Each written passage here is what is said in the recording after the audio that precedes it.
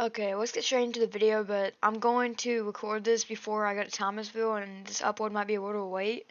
And I know I said that it would be out on the May 24th, but it might be out somewhere past that day. But we went to Spencer, and we're just doing a lot of stuff, so let's get straight into the video.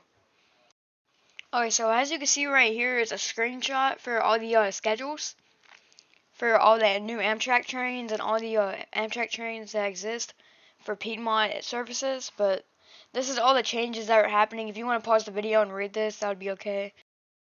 And yes, I know this is going to be a super short video, but I have to get this out by May 24th if I can.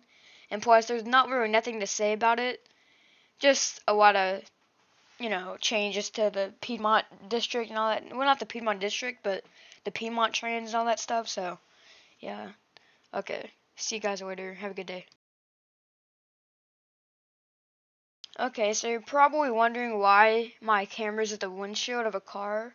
That's because of the thunderstorm that's currently happening, and well, the raindrops. I know it focuses on the raindrops sometimes, but you just have to deal with it because I just couldn't. I had no other choice to put it right there. It's all basic power though. It's just two NS units. Spoiler alert.